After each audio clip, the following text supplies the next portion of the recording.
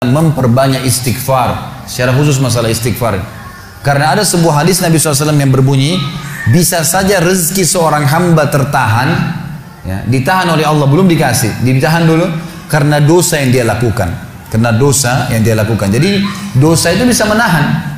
Bisa saja kita mau coba masuk proyek gagal, coba istighfar kepada Allah SWT. Kan?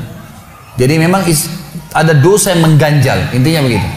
Pernah ada 3 orang datang kepada Hasan Basri rahimahullah, seorang ulama tabi'in yang masyhur.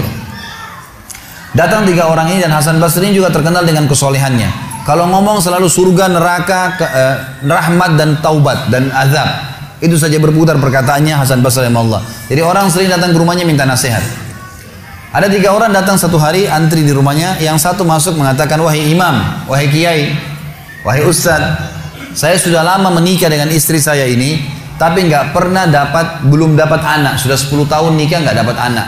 Kami sudah ikhtiar ke tabib ini, minum itu, tapi belum juga Allah takdirkan. Apa saran anda? Maka kata Hasan Basri, perbanyak istighfar. Perbanyak ya, bukan kerjakan istighfar, perbanyak. Terus lisanmu astagfirullah wa atubu ilaih, astagfirullah terus diucapin, jangan berhenti. Gitu kan. Maka kemudian keluar orang tersebut. Masuk orang kedua mengatakan, wahai imam, saya sudah lama kena penyakit di perut saya, sakit terus. Kalau sakit saya sampai nggak bisa tahan, rasanya pengen mati saja kena sakitnya. Sudah coba berobat ke sana sini nggak sembuh-sembuh. Apa saran anda? Kata Hasan Basri, perbanyak istighfar, perbanyak istighfar. Amalin, pulang. Datang orang ketiga mengatakan, wahai imam, saya sudah lama bekerja banting tulang. Mayoritas waktu saya sehari kerja keras, tapi saya tidak pernah kaya seperti fulan. Ditunjuk orang kaya di kota itu, di kota Basra, di Irak. Apa saran anda? Kata Hasan Basri, perbanyak istighfar. Pulanglah 3 orang ini.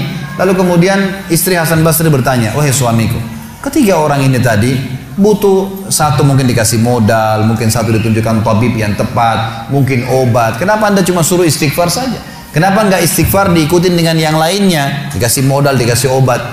Kata Hasan Basri, wahai istriku, tidakkah kau dengar kalau mereka sudah ikhtiar dan sekarang tinggal mereka terbuntu, tertutup di sebuah pintu yang mereka tidak tahu bagaimana jalan keluarnya.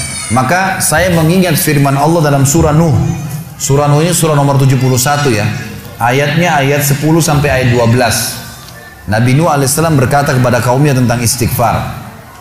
Surah Nuh surah nomor 71 ayat 7 ayat 10 sampai ayat 12. A'udzubillahi minasyaitonirrajim, faqultu astaghfiru rabbakum innahu kana ghaffara yursilis samaa 'alaikum midrara wa yumdidkum bi amwalin wa banin wa yaj'al lakum jannatin wa yaj'al lakum anhara. Kata Nabi, kata Allah Subhanahu wa taala, Nuh berkata kepada kaumnya, istighfarlah, minta taubatlah kepada Tuhan kalian, sesungguhnya Dia Maha menerima taubat hamba-hambanya. Manfaatnya Dia akan menurunkan untuk kalian dari langit midrara. Midrar kata para ulama tafsir bisa berarti hujan yang lebat, bisa berarti rezeki yang non-stop, terus dikasih sama Allah bertubi-tubi. Dan dengan istighfar Allah akan memperbanyak harta dan keturunan kalian, dan Allah akan jadikan kebun-kebun kalian lebat, dan Allah akan suburkan juga seluruh sungai-sungai kalian. Jadi di sini manfaat daripada istighfar. Ada kisah yang lain teman-teman sekalian, kisah Imam Ahmad rahimahullah. Imam Ahmad rahimahullah dari 4 mazhab tadi, Abu Hanifah, Malik, Syafi'i dan Ahmad. Ahmad bin Hanbal muridnya Imam Syafi'i. Mazhab yang keempat. Imam Ahmad rahimahullah di akhir hidup beliau ulama besar hadis.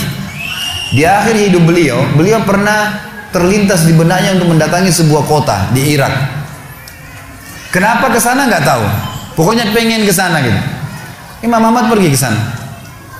Tiba di kota itu, tapi saya tidak temukan dalam riwayat ini kota apa yang dimaksud. Tiba di kota itu, Imam Ahmad tiba azan maghrib. Lihat masjid, ada satu masjid, masuk masjid itu sholat berjamaah. Orang nggak tahu dia, karena zaman dulu orang tidak ada foto, tidak tahu lihat bagaimana wajah siapa orang ini, nggak kenal. Habis sholat maghrib, Imam Ahmad duduk sedikit baca Al-Quran. Azan isya dia ikut sholat. Selesai isya, Imam Ahmad pergi ke pojok masjid, mau geletak tidur.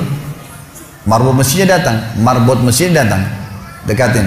Wahai syekh, syekh ini dalam bahasa Arab 3 artinya. Bisa hal dari 3. Bisa orang tua, syekh. Bisa orang alim, bisa orang kaya.